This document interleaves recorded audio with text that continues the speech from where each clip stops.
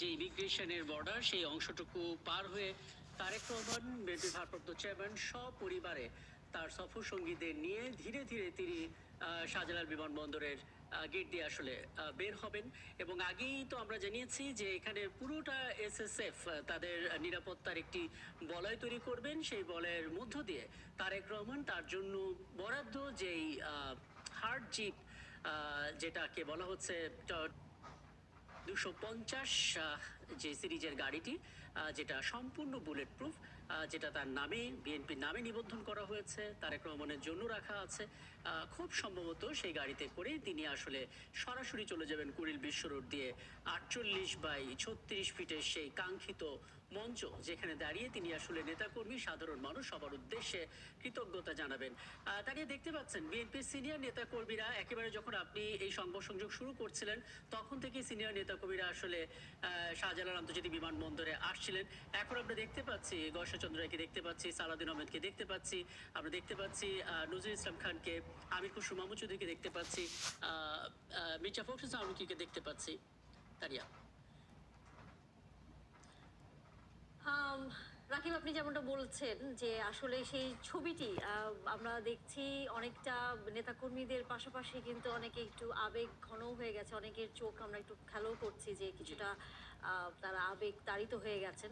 এবং এই যে সকল নেতারা দাঁড়িয়ে আছেন তারা নানা সময় বিএনপির উপর যে নির্যাতন হয়েছে, বিএনপির উপর যে মামলা হয়েছে, বিএনপিকে নানাভাবে হয়রানি করা হয়েছে, বলা যায় সেগুলো সহ্য করেছেন, যার জন্য এক ধরনের কৃতজ্ঞতা প্রকাশ কিন্তু এখনই আমরা তারেক রহমানের চোখে মুখে দেখতে পাচ্ছি, যার জন্য তিনি এসেই সবাইকে কিন্তু জড়িয়ে ধরছেন।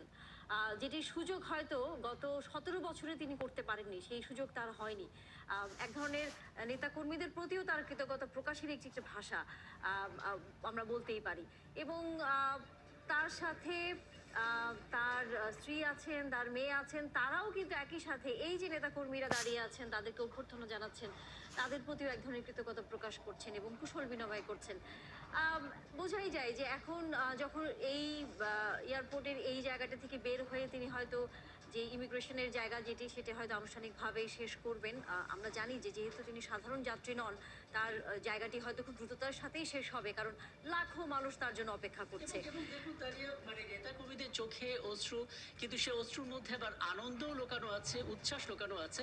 এবং আমরা জাইমা রহমান নিয়ে কথা বলেছি যে শিশু অবস্থায় আসলে দেশ ছেড়েছিলেন এবং পরিণত একজন ব্যারিস্টার হয়ে তিনি আসছেন। বিশেষভাবে ডাক্তার জুবাইদুর রহমান, তারেক রহমানের সহধর্মিনী, তার কথা আলাদা করে বলতে হয়, কারণ গেল 6টা মাস ধরে তিনি আসলে বাংলাদেশ, লন্ডন সফর করেছেন, নিজের শাশুড়ি খালেদা জিয়ার পাশে থেকেছেন, আবার ফিরে গিয়েছেন, সেখান থেকে আসলে সপরিবারে এখানে এসেছেন। তার মানে বোঝা যাচ্ছে রাজনীতি যে জায়গাটা, পরিবারের যে জায়গাটা, দুটোই আসলে সামলাচ্ছেন, যে কারণে তারেক রহমানকে প্রায় সেই কৃতজ্ঞতা বোধ প্রকাশ করতে আমরা শুনি। এবং আমরা দেখেছিলাম যে উনি যখন ভার্চুয়াল প্ল্যাটফর্মে নেতাকর্মীদের সঙ্গে একটা সমাবেশ করছিলেন, তিনি আসলে তার স্ত্রীকে পরিচয় করে দিয়েছিলেন এবং সেদিন আমরা ডাক্তার জুবাইর রহমানের কথাও শুনেছিলাম এবং বেশ পরিণত মনে হয়েছিল। অর্থাৎ রাজনীতি এই বিষয়গুলো তিনি যে ভালো বোঝেন সেটাও আসলে স্পষ্ট হয়েছে। অনেকটা সময় গড়াচ্ছে এবং ধীরে ধীরে বোধহয় এয়ারপোর্টের বাইরের দিকে বেরোনোর জন্য যা যা নিয়ম, যা যা প্রক্রিয়া, সেটা সম্পন্ন হয়েছে। তারেক রহমানকে ছোট্ট একটি অভ্যর্থনা সীমিত পরিসরে যতটুকু দেওয়া সম্ভব। করছি যে পরিবারের সমস্ত সদস্য যারা রয়েছেন তারাই আসলে, এবং যেটি হয় যে অনেকদিন পর যদি ফিরে আসেন দেশের বাইরে থেকে কেউ, তখন কিন্তু এরকম ভাবেই কিন্তু সবাই বুকে জড়িয়ে ধরেন। এবং যতটুকু আমরা ধারণা করতে পারছি, এটি বিএনপির ভারপ্রাপ্ত চেয়ারম্যান তারেক রহমানের শাশুড়ি অর্থাৎ জুবাইদা রহমানের মা, যিনি তার নাতিকে আসলে অনেকদিন পরে কাছ থেকে দেখতে পেয়েছেন, জড়িয়ে ধরেছেন। বলা যায় পারিবারিক আবহের মতো একটি একটা অবস্থা কিন্তু তৈরি হয়েছে, আবেগের একটি মুহূর্ত আসলে তৈরি হয়েছে। হয়তো এখানে কিছুক্ষণ তারা থাকবেন, এরপর হয়তো তারা এই বিমানবন্দরের জায়গাটি থেকে হয়তো বের হয়ে আসবেন। এবং স্বাভাবিকভাবেই আমরা দেখতে পাচ্ছি যে নাতিকে কাছে পেয়ে এবং মেয়ের জামাইকে কাছে পেয়ে যেরকম আবেগকে আপ্লুত হন একজন মা, সেরকমই কিন্তু আসলে আমরা দৃশ্যটা দেখতে পাচ্ছি। এখানে আসলে কোনো রাজনীতি নেই, এটা একটি পারিবারিক আবহ আসলে আমরা বলতেই পারি। এই আবেগ একই রকম ভাবে কিন্তু আমরা দেখেছি নেতাকর্মীরা অপেক্ষা করছেন তারেক রহমানকে এক নজর দেখবার জন্য, তার কথা শুনবার জন্য লাখো মানুষ। হয়তো সেই জায়গাটিও আমরা কিছুক্ষণের মধ্যে হয়তো দেখতে পাবো। আহ, এবং কিছুক্ষণের মধ্যে হয়তো আনুষ্ঠানিকতা শেষ হবে বিমানবন্দরের, তারপর ভিআইপি লাউঞ্জ দিয়ে তারেক রহমান এবং তার পরিবারের সদস্যরা হয়তো বের হয়ে যাবেন।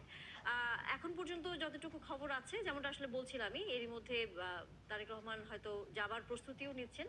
সালাউদ্দিন আহমেদ তিনি এসছেন হয়তো কথা বলবার জন্য।